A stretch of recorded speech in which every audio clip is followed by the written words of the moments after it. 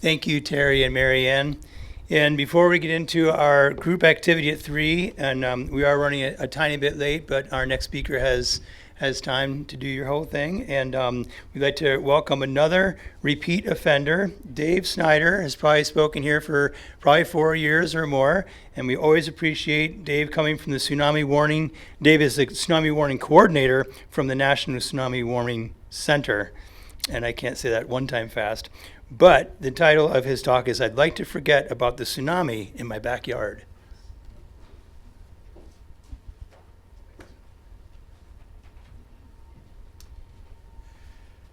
Good afternoon, everybody. Dave Snider. Pleasure to be among you again, among friends and colleagues and Alaska neighbors. I'm reminded every time I come through the tunnel, this is the best example of where science meets our service. We have no better place to put those two together and get to work here. And Tsunamis is the place where I'm privileged to really focus my efforts there, along with Dennis and so many of our other colleagues that aren't here today.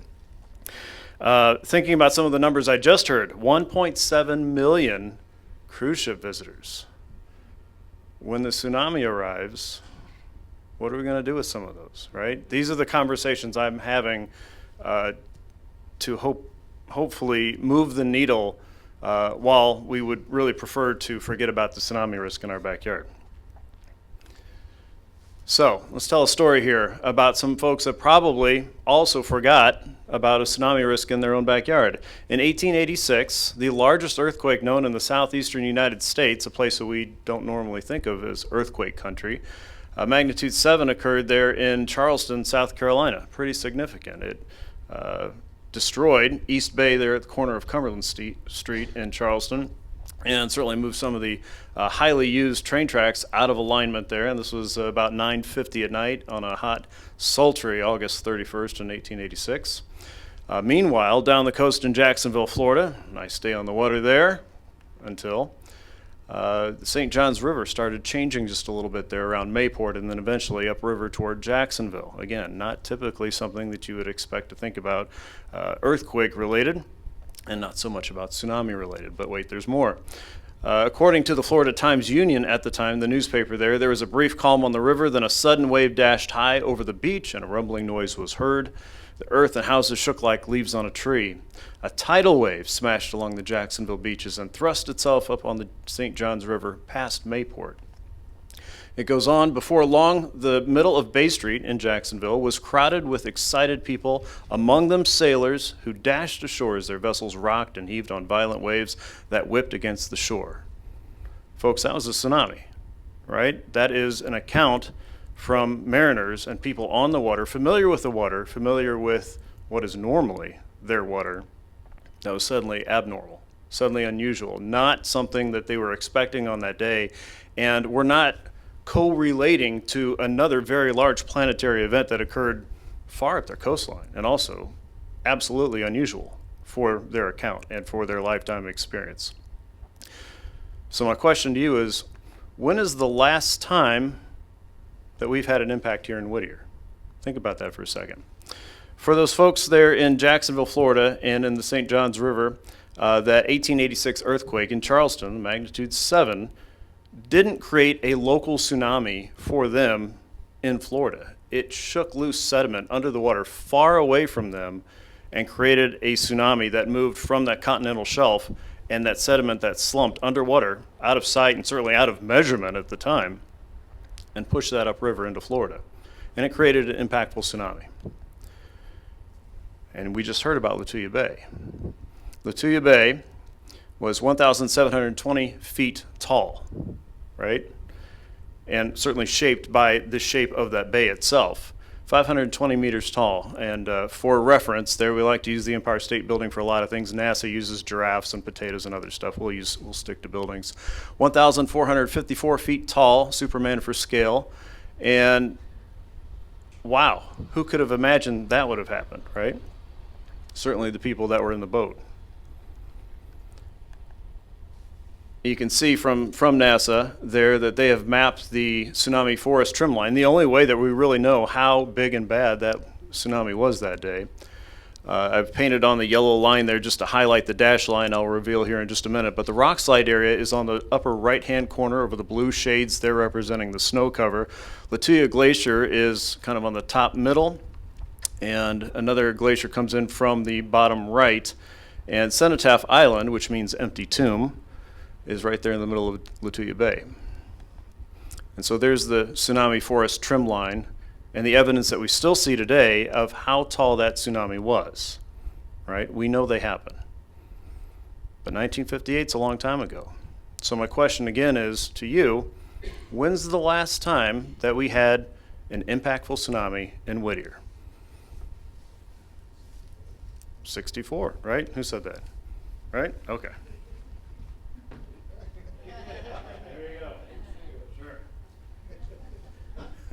That event is in those cards, I promise, okay? So that's a long time ago, right? By our general measure of the day, certainly today, that's a long time ago. How many of you have heard stories of 1964, right? Do you think about that daily in your life? I'm gonna wager no, probably not, right?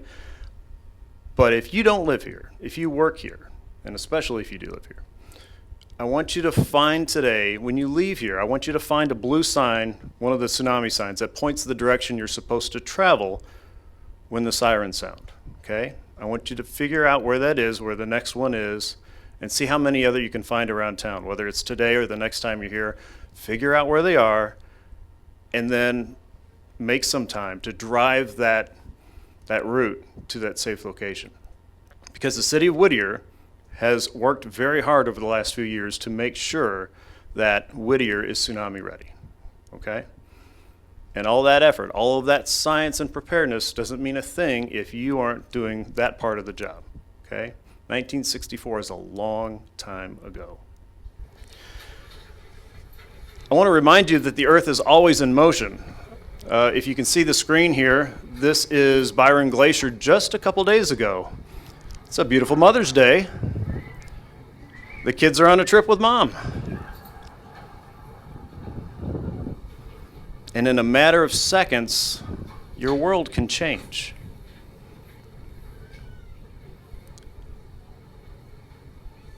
Now, I certainly hope we have some new geohazard specialists in the making right there with those young ones there. They'll certainly never forget that. Certainly not this young one here in just a minute. You'll see climbing on the debris and rubble.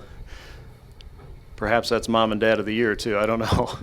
It's a fascinating video to watch over and over. You can Google this and find this online pretty easily there. But the avalanche is still in motion, as is the Earth all the time. And then they're checking out the aftermath there.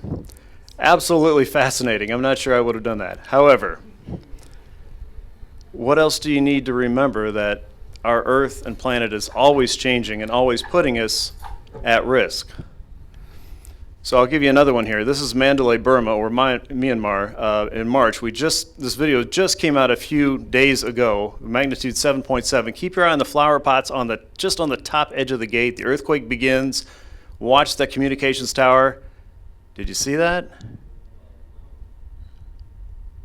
I'm not sure if I've got this set to repeat or not, but you can also Google this. This is an amazing video, and this is the first time they think we've actually captured faulting, earthquake movement of the Earth on camera.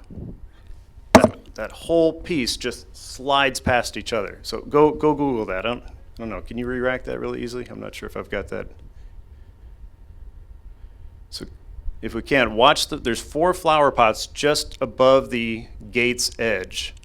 And there's also a communications tower. There you see it after it re-racked. Just to the left of that right post of the gate. And that's going to slide toward us right after the gate starts shaking. Several meters of earth movement there. Can you see that? Isn't that something else?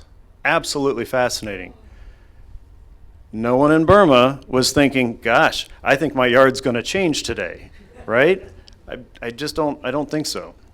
So typically, 85% of the time, tsunamis anywhere in the world happened because of a large planetary disruption under the ocean's surface. A very large earthquake pushes upward, moves a tremendous amount of water all at once, and starts a ginormous ripple across the ocean, which then finds us at the coastline. That's a tsunami. As the wave enters the shallow water, it compresses, the speed slows, the wave builds, and then we start to see that inundation. And it runs up in the shallowest places first, bays and coves, estuaries, riverways and inlets, right? And harbors. The other 15% comes from landslides, underwater and above the water, volcanic eruptions, meteors, meteotsunamis, which are weather, so the weather can create a big pressure disruption on that ocean surface, and if it does it in just the right way with just enough strength, it can send a surge back toward places on the East Coast like Florida and St. John's River. It usually doesn't happen too much here across the U.S. West Coast and Alaska. But the Tsunami Warning Program has special procedures for some of those weird events, those really big outlier events like the Barry Arm landslide. And so to answer the online question there, yes, we do have a prototype or experimental procedure that would allow us to warn instantly for Barry Arm after we have determined that water is leaving that. But we'd like to be able to lean into more of an earlier awareness of that. So with the modeling and analysis that Dennis was talking about just a few moments ago, we're going to hopefully use that seismic analysis about the landslide signal to prepare us to be more ready to issue that tsunami warning. And that's what we will do for a Barry Arm, is issue a warning instead of say, hey, we're going to analyze this and forecast and we'll get back to you. We're just going to go straight to warning, and the sirens will sound within a matter of moments after that message is sent. So my point to you today is, I'm going to put my dad hat on, be careful out there, right?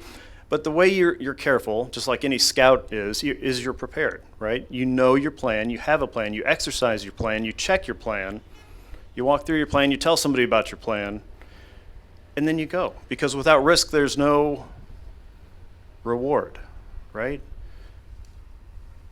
That's amazing stuff. Don't not go out there, right? But the other part of what we do is communicating the science and safety, and for the Department of Commerce tie-in with the National Weather Service is protection of life and property and the enhancement of the national economy. So when I'm here talking about this, I'm thinking about Kelly and Mike, and what are they doing with 1.7 million cruise ship customers wanting to explore the beauty of Prince William Sound? I have to keep that in mind. I have to think this has an impact if we don't tell the story and prepare people properly, right? And so that's also your job is, hey guys, have a great time today. Now remember, if you hear the sirens, right, but in a helpful way, right? Share that story in a positive way that encourages positive reinforcement of having a plan, not being scared. That's a totally different message. But don't forget about or diminish that risk that's in your backyard.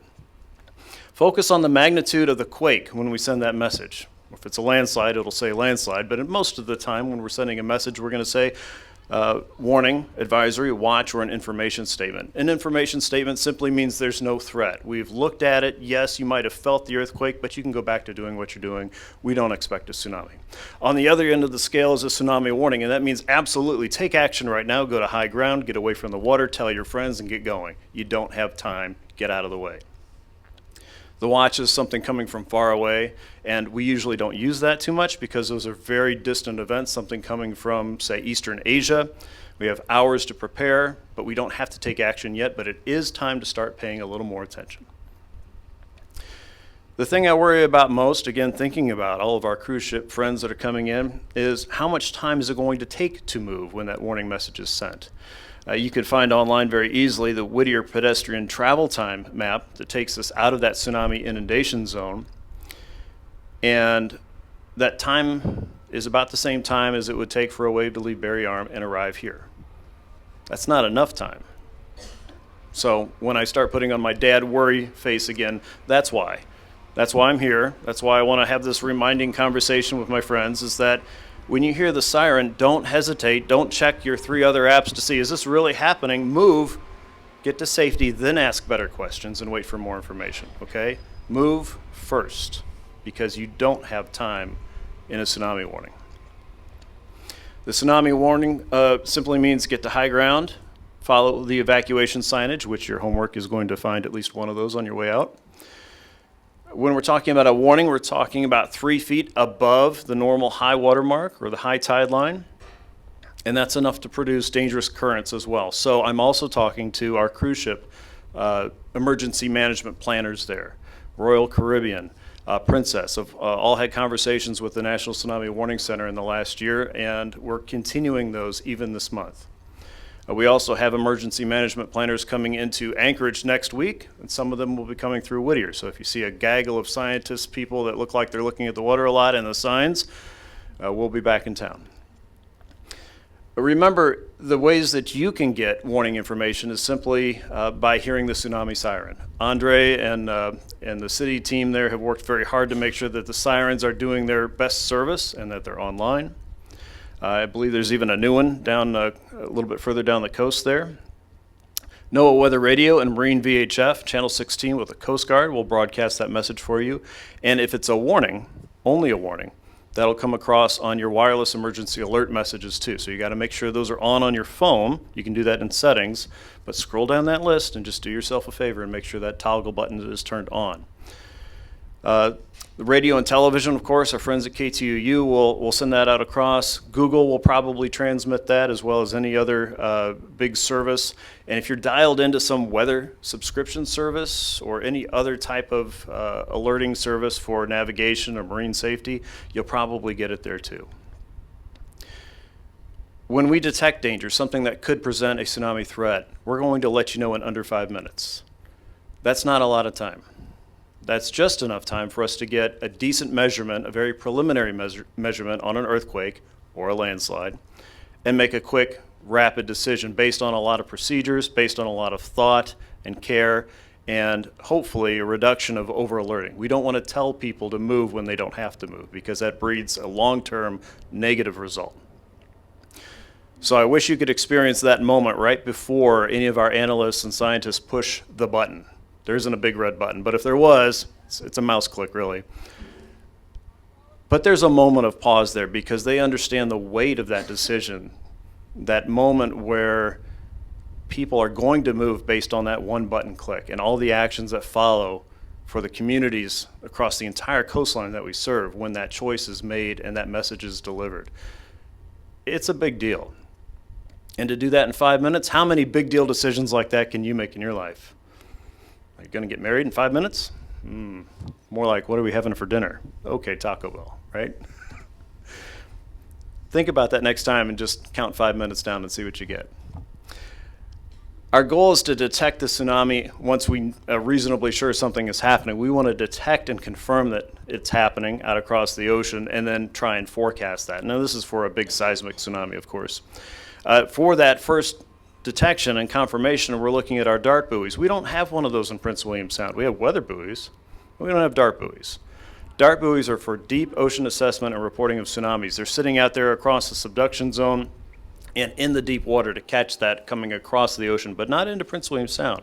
I'm not sure that that would help us, but we don't have one of those buoys there. So the next best thing we have is a coastal tide gauge, and that's sitting at the dock in Whittier.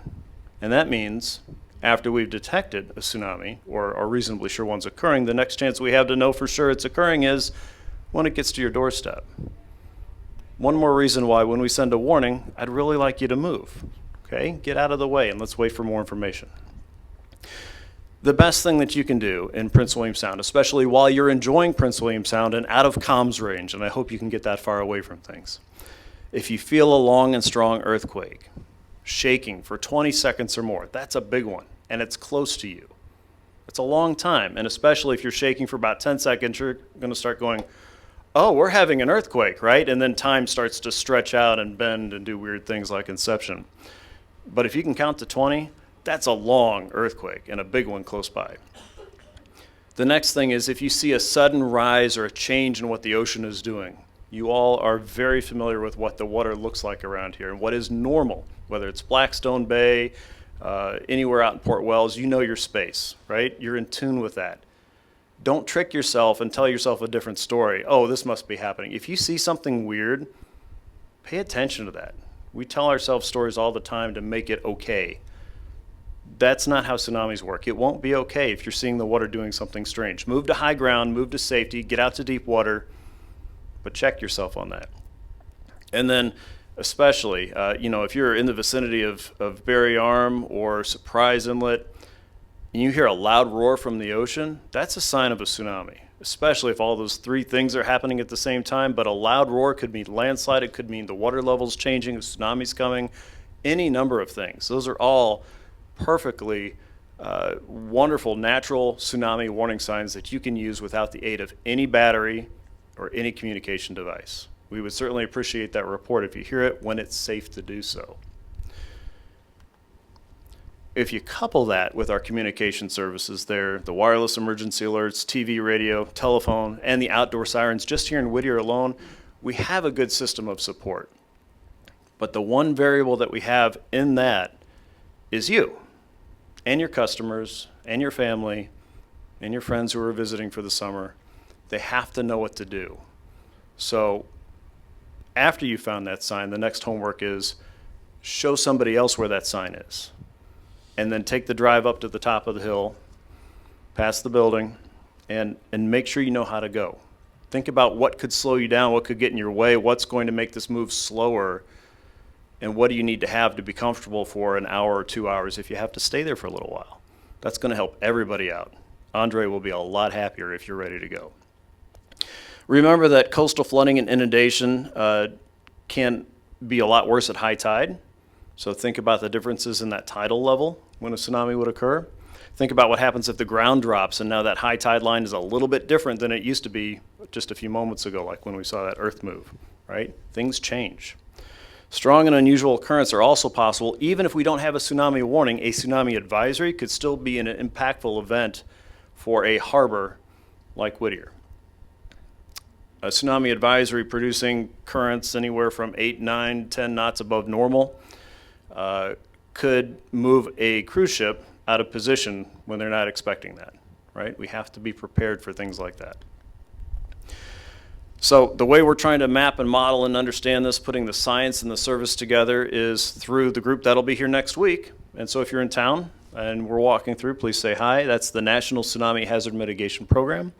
It joins experts from the state of Alaska and all of our U.S. West Coast state warning points and emergency management groups, as well as East Coast and Atlantic-based groups, friends from our Pacific territories and states and Hawaii, and at the national level with FEMA, the U.S. Coast Guard, and other science agencies, trying to make sure that we have the best information, all coalescing on that one final point of delivering that information in a useful way to get the service and the safety that we all assume is happening when we don't want to think about it. So my point again is to plan for the tsunami. I certainly go to bed each night hoping that I don't have a tsunami sometime in my career, but I won't be surprised when it shows up because we're 5 minutes closer every day. And I promise you a tsunami is in the cards, especially the one I just gave you. And if they haven't been taken already, there's at least 2 more decks out there on the hall table. So thank you very much. I'm certainly happy to take any questions, and I hope I answered the warning one for Berry Arm. Thank you.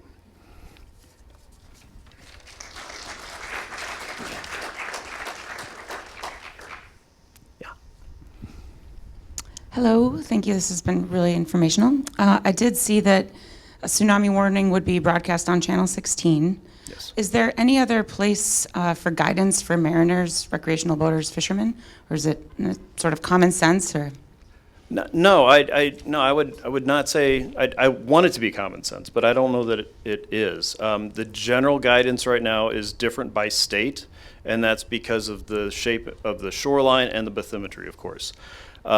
Generally, the deepest water you can get to quickly is the best place to be if you're underway and on a boat. If you're next to the shore, though, and you can't get to deep water, I would get off the boat, and if you're tied up at the dock, then get off the boat and go up to high ground, right? Mm-hmm. So if you're on land, stay on land. If you're underway, go to deep water as fast as possible. The challenge is that in-between space. So what if you're just leaving harbor, right? And you're not going to be in deep water for half an hour, right? Mm-hmm. The challenge is communicating that, and that's where we struggle with the U.S. Coast Guard. And I'll tell my Coast Guard story. It was in the radio room, standing there watching their operations, and I said, when a warning comes in, what do you guys do? I said, well, we read your alert across the radio. I'm like, that's cool, great. So what happens then? I said, well, mariners call in and they say, I'm at, XY position here and at 50 meters, where should I go? What do you do? I said, well, we reread your message. And in that moment, though, I understood, it's like, we're not supporting the Coast Guard process. By law, they have to do these things, right? So we're not feeding into that system to make that effective for them, which means it's not effective for you, right? So we have to fix that, not the Coast Guard. That's our problem. So if we can fix that, maybe we can do a better job of helping people in that moment of, gosh, what do I do now, right? But I don't think we do that well yet. Well, I appreciate that. This could be something that maybe the Prince William Sound Stewardship Foundation can help fill that gap, because I know there's a lot of boaters around, and with the narrowness of the various fjords and bays, that in-between moment, that's what I was picturing, my gill netter full of fish, Yep. getting ready to offload. What's my choice? Do I head back out as fast as I can go, or do I go up? So it's very important to have these conversations. Thank you. Yeah, you bet. And there is an online resource. The link is about the ugliest link I could share with you, but it is it's an ArcGIS story map, and it details a lot of information by state. So we could certainly deliver that for Alaska, and I could get that to you, and then we could spread that out through the group pretty easily. But the group that's coming up next week is the group responsible for putting all that together. Thank you. Thank you.